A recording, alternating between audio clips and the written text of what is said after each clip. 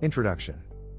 North Korea has a military nuclear weapons program and, as of early 2020, is estimated to have an arsenal of approximately 30 to 40 nuclear weapons and sufficient production of fissile material for 6 to 7 nuclear weapons per year. North Korea has also stockpiled a significant quantity of chemical and biological weapons. In 2003, North Korea withdrew from the Treaty on the Non-Proliferation of Nuclear Weapons, NPT. Since 2006, the country has been conducting a series of 6 nuclear tests at increasing levels of expertise, prompting the imposition of sanctions. Fissile material production. North Korea's plutonium-based nuclear reactors are located at the Yongbyon Nuclear Scientific Research Center, about 90 kilometers north of Pyongyang. One Soviet-supplied IRT-2000 research reactor, completed in 1967. Uranium irradiated in this reactor was used in North Korea's first plutonium separation experiments in 1975. Nevertheless, the primary purpose of the reactor is not to produce plutonium, and North Korea has had trouble acquiring enough fuel for constant operation. The U.S. Department of Energy estimated that this reactor could have been used to produce up to 1 to 2 kilograms of plutonium, though the Joint Atomic Energy Intelligence Committee said that the amount was no more than a few hundred grams. A newer nuclear reactor with a capacity of 5 MUA. This gas graphite moderated Magnox type reactor is North Korea's main reactor, where practically all of its plutonium has been produced. A full core consists of 8,000 fuel rods and can yield a maximum of 27 to 29 kilograms of plutonium if left in the reactor for optimal burnup. The North Korean plutonium stock, mid-2006, is estimated to be able to produce 0.9 grams of plutonium per thermal megawatt every day of its operation. The material required to make a single bomb is approximately 4 to 8 kilograms.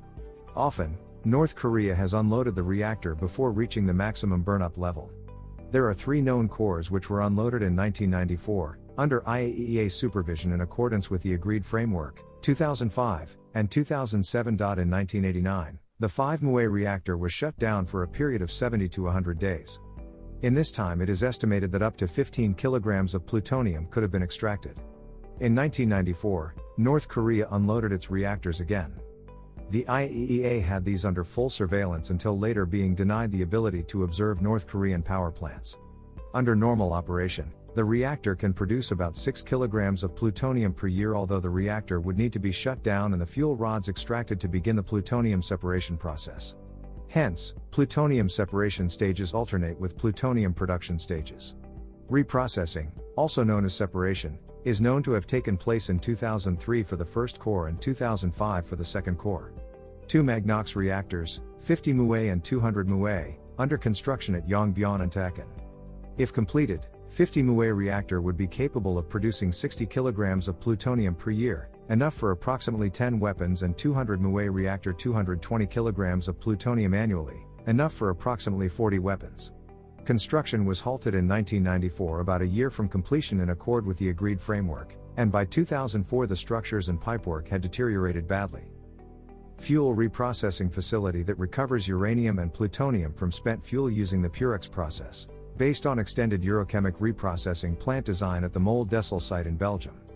In 1994 its activity was frozen in accord with the agreed framework. On April 25, 2009, North Korean news agency KCNA reported the resumption of reprocessing of spent fuel to recover plutonium. On March 12, 1993, North Korea said that it planned to withdraw from the Nuclear Non-Proliferation Treaty, NPT, and refused to allow IAEA inspectors access to its nuclear sites. By 1994, the United States believed that North Korea had enough reprocessed plutonium to produce about 10 bombs, with the amount of plutonium increasing. Faced with diplomatic pressure after UN Security Council Resolution 825 and the threat of American military airstrikes against the reactor, North Korea agreed to dismantle its plutonium program as part of the agreed framework, in which South Korea and the United States would provide North Korea with light water reactors and fuel oil until those reactors could be completed. Because the light water reactors would require enriched uranium to be imported from outside North Korea, the amount of reactor fuel and waste could be more easily tracked, making it more difficult to divert nuclear waste to be reprocessed into plutonium. However, the agreed framework was mired in difficulties, with each side blaming the other for the delays in implementation. As a result, the light water reactors were never finished. In late 2002, after fuel aid was suspended, North Korea returned to using its old reactors. Stockpile estimates and projections. In June 2020, The Research Center for Nuclear Weapons Abolition at Nagasaki University estimated that North Korea had as many as 35 nuclear weapons in its arsenal. As of January 8, 2018, Hans M. Christensen and Robert S. Norris of the Federation of American Scientists published in the Bulletin of the Atomic Scientists that they cautiously estimate that North Korea may have produced enough fissile material to build between 30 and 60 nuclear weapons and that it might possibly have assembled 10 to 20. On August 8, 2017, The Washington Post reported recent analysis completed the previous month by the U.S. Defense Intelligence Agency, which concluded that North Korea had successfully produced a miniaturized nuclear warhead that can fit in missiles and could have up to 60 nuclear warheads in its inventory.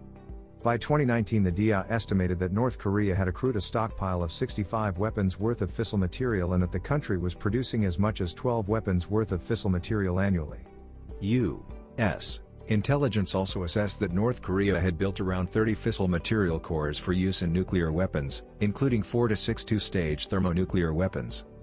On August 7, 2017, Siegfried S. Hecker, former director of the Los Alamos National Laboratory who has visited North Korean nuclear facilities many times on behalf of the U.S., estimated that North Korea's stockpile of plutonium and highly enriched uranium was probably sufficient for 20 to 25 nuclear weapons. He assessed that North Korea had developed a miniaturized warhead suitable for medium-range missiles, but would need further tests and development to produce a smaller and more robust warhead suitable for an intercontinental ballistic missile, ICBM, and re-entry into the atmosphere. He considered the warhead as the least developed part of North Korea's plans for an ICBM. In February 2019, Hecker estimated that North Korea's stockpile of weapons-grade material was sufficient for 35 to 37 nuclear weapons. For 2013, the Institute for Science and International Security gave a mid-range estimate of 12 to 27 nuclear weapon equivalents, including plutonium and uranium stockpiles. By 2016, North Korea was projected to have 14 to 48 nuclear weapon equivalents. The estimate was dropped to 13 to 30 nuclear weapon equivalents in 2017, but was increased to as much as 60 equivalents later in August of the same year.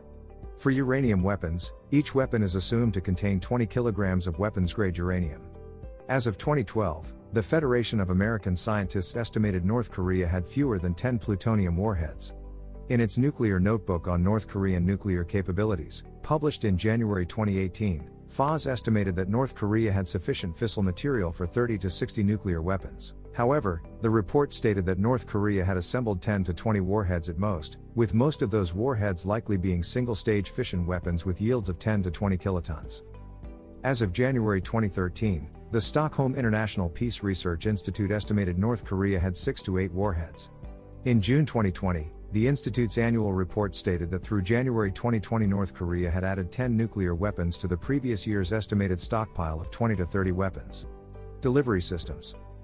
In the late 1970s or early 1980s, the DPRK received several longer-range Scud-B missiles from Egypt, which in turn received those missiles from the USSR, Bulgaria and Poland. The USSR had refused to supply Scuds directly to North Korea, but North Korea, starting in the 1970s, has produced missiles based on its design. A local production basis was established, and the first modified copy was named Hwasong-5. With time, more advanced types of missiles were developed. Eventually North Korea equipped itself with ballistic missiles, capable of reaching Japan. In the 1990s, North Korea sold medium-sized nuclear-capable missiles to Pakistan in a deal facilitated by China. There is evidence that North Korea has been able to miniaturize a nuclear warhead for use on a ballistic missile. According to Japan's defense white paper, North Korea does possess the ability to miniaturize nuclear weapons. North Korea appeared to launch a missile test from a submarine on April 23, 2016, while the missile only traveled 30 kilometers, 1 U.S. Analysts noted that North Korea's sub-launch capability has gone from a joke to something very serious. An August 2016 North Korean missile test of a Rodong missile that flew 1,000 kilometers, 620 miles, landed about 250 kilometers, 160 miles, west of Japan's Oga Peninsula, in international waters but inside Japan's exclusive economic zone, prompting Japan to condemn the unforgivable act of violence toward Japan's security. As of 2016, North Korea is known to have approximately 300 Rodong missiles whose maximum range is 1,300 kilometers, 800 miles. Hwasong-5, initial Scud modification. Road mobile, liquid-fueled missile, with an estimated range of 330 kilometers. It has been tested successfully. It is believed that North Korea has deployed some 150 to 200 such missiles on mobile launchers. Hwasong-6, later Scud modification. Similar to the Hwasong-5, yet with an increased range, 550 to 700 kilometers, and a smaller warhead, 600 to 750 kilograms. Apparently this is the most widely deployed North Korean missile, with at least 400 missiles in use. Hwasong-7, larger and more advanced Scud modification. Liquid-fueled, road mobile missile with a 650 kilograms warhead. First production variants had inertial guidance, later variants featured GPS guidance, which improves SEP accuracy to 190 to 250 meters. Range is estimated to be between 1,300 and 1,600 kilometers. Hwasong-9 is also known as Scud-ER in rest of the world as further development of Hwasong-6 with range of 1,000 to 1,000 plus km, and is capable of hitting Japan. Hwasong-10, believed to be a modified copy of the Soviet R-27Z SLBM. Originally believed to have been tested as the first or second stage of Unya, but debris analysis showed that the Unya used older technology than it is believed the Hwasong-10 uses, also known under the names Nadong-B, Taepodong-X, Musudan and BM-25, predicted to have a range of 2,500 to 4,000 kilometers. A DoD report puts BM-25 strength at fewer than 50 launchers. Hwasong-11, a short-range, solid-fueled, highly accurate mobile missile, modified copy of the Soviet OTR-21. Unknown number in service, apparently deployed either in the late 1990s or early 2000s, decade. Pukesong-1, a long-range, solid-fueled, SLBM. Also called the Not-11 by the Defense Department. Possibly derived from the Chinese JL-1 SLBM. Pukesong-2, a long-range, land-based development of the solid-fueled Pukesong-1. Also known as the Not-15. Hwasong-12, a medium-range, liquid-fueled, mobile missile. First tested in May 2017. Also known as Not-17 outside of Korea, South Korean experts estimate range of 5,000 to 6,000 kilometers based on successful test conducted in May. Hwasong-14, also known as the Not-20, a long-range, road transportable ICBM, tested on July 4 and 29, 2017, estimated range is 6,700 to 10,000 kilometers, 4,200 to 6,200 miles. John Schilling estimates the current accuracy of the North's Hwasong-14 as poor at the mooted ranges which threaten U.S. cities, which would require more testing to prove its accuracy. Michael Ellman has pointed out that the NHK video which captured the descent of the re-entry vehicle, RV, shows its failure to survive re-entry. If the RV had survived re-entry, the video would have shown a bright image all the way to impact in the sea. However, a recent CIA assessment notes that North Korea's ICBM re-entry vehicles would likely perform adequately if flown on a normal trajectory to continental U.S. targets. Hwasong-15 to 13,000 km range, successfully tested on November 28, 2017. Not-23 to 700 km range, successfully tested on May 4, 2019. Similar to 9K-720 Iskander. Demonstrated range of 800 kilometers on September 15, 2021. Conclusion. As always when it comes to nuclear weapons, hopefully good sense prevails, and these weapons are never used. Hope you enjoyed the video. Thank you for watching. Until next time, take care.